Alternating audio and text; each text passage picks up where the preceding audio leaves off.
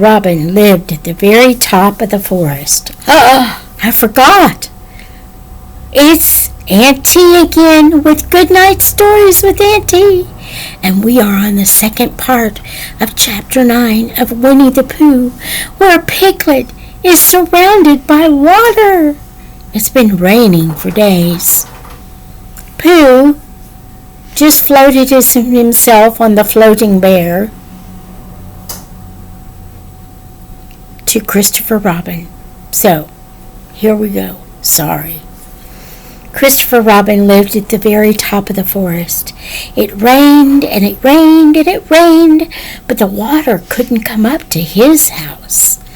It was rather jolly to look down into the valleys and see the water all around him, but it rained so hard that he stayed indoors most of the time and thought about things. Every morning he went out with his umbrella and put a stick in the place where the water came up to. And every next morning he went out and couldn't see his stick anymore. So he put another stick in the place where the water came up to. And then he walked home again, and each morning he had a shorter way to walk than he had the morning before.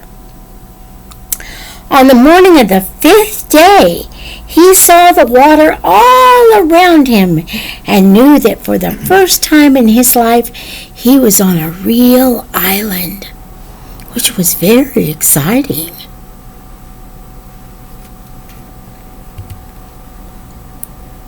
It was on this morning that Owl came flying over the water to say, "How do you do?" to his friend Christopher Robin. "I say, Owl," said Christopher Robin, "isn't this fun? I'm on an island." "The atmospheric conditions have been very unfavorable lately," said Owl. "The what?" "It has been raining," explained Owl. "Yes," said Christopher Robin, "it has. The flood level has reached an unprecedented height." "The who?" "There's a lot of water about," explained Owl. "Yes," said Christopher Robin, "there is. However, the prospects are rapidly becoming more favorable at any moment." "Have you seen Pooh?" "No, at any moment." "I hope he's all right," said Christopher Robin. "I've been wondering about him.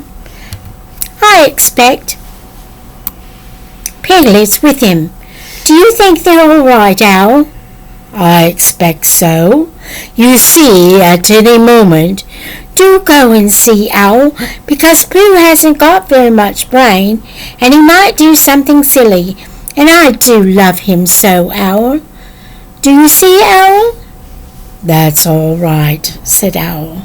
"I'll go back directly," and he flew off. In a little while he was back again. "Pooh isn't there," he said. "Not there?" "Has been there. He's been sitting on a branch of his tree outside his house with 9 pots of honey. But he isn't there now." "Pooh!" cried Christopher Robin. "Where are you?" "Here I am," said a growly voice behind him. "Pooh!" They rushed into each other's arms.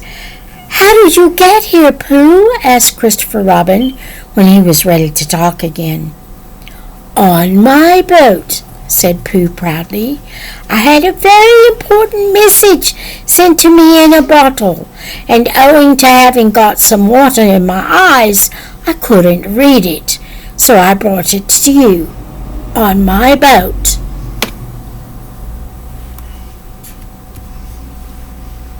With these proud words he gave Christopher Robin the message. "But it's from Piglet!" cried Christopher Robin when he read it. "Isn't there anything about Pooh in it?" asked Bear, looking over his shoulder. Christopher Robin read the message aloud. "Oh, are those peas piglets? I thought they were Pooh's. We must rescue him at once. I thought he was with you, Pooh. Owl, could you rescue him on your back? I don't think so, said Owl, after a grave thought. It is doubtful if the necessary dorsal muscles. But then would you fly to him at once and say that rescue is coming, and Pooh and I will think of a rescue and come as quick as ever we can? Oh, don't talk, Owl. Go on quick. And still thinking of something to say, Owl flew off.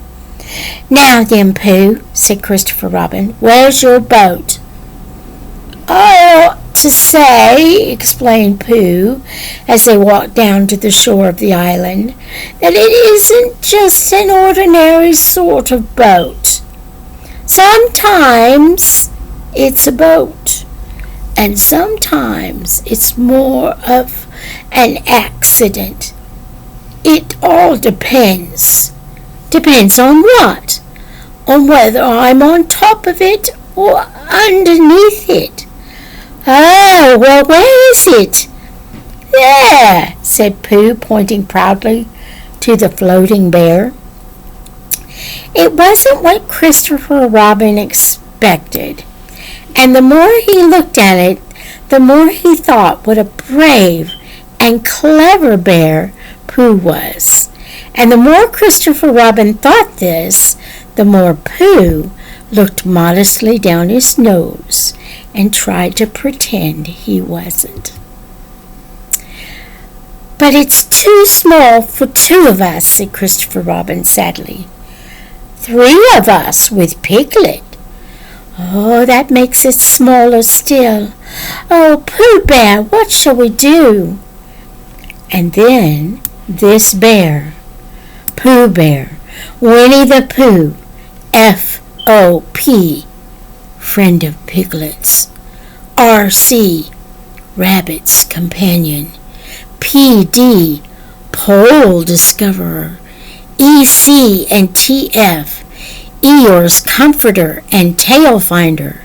In fact, Pooh himself said something so clever that Christopher Robin could only look at him with mouth open and eyes staring, wondering if this really was a bear, a very little brain, whom he had known and loved so long. We might go in your umbrella, said Pooh. ? We might go in your umbrella, said Pooh. ? We might go in your umbrella, said Pooh. Multiple exclamation points. For suddenly Christopher Robin saw that they might. He opened his umbrella and put it point downwards in the water. It floated, but wobbled. Pooh got in. He was just beginning to say that it was all right now when he found out that it wasn't.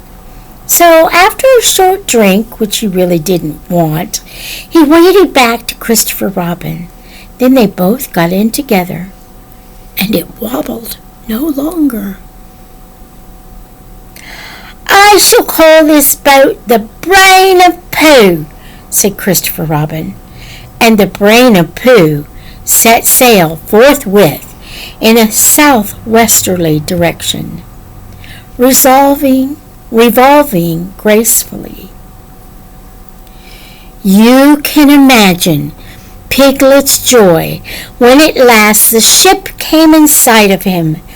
In after years he liked to think that he had been in very great danger during the terrible flood, but the only danger he had really been in was in the last half hour of his imprisonment, when Owl, who had just flown up, sat on a branch of his tree to comfort him and told him a very long story about an ant who had once laid a seagull's egg by mistake. And the story went on and on, rather like this sentence, until Piglet, who was listening out of his window without much hope, went to sleep quietly and naturally, slipping slowly out of the window towards the water until he was only hanging on by his toes, at which moment luckily a sudden loud squawk from Owl, which was really part of the story, being that what his aunt said, woke the Piglet up and just gave him time to jerk himself back into safety and say, "How interesting, and did she?" When, well, you can imagine his joy when at last he saw the good ship Brain Pooh, Captain C. Robin, First Mate P. Bear, coming over the sea to rescue him, Christopher Robin, and Pooh again. And that is really the end of the story. And I am very tired after that last sentence. I think I shall stop there. And that's the end of the story. So now it's time for us to say our prayer. Now I lay me down to sleep. I pray the Lord my soul to keep. Angels watching through the night, wake me with the morning light. And once again, good night from Aunt T.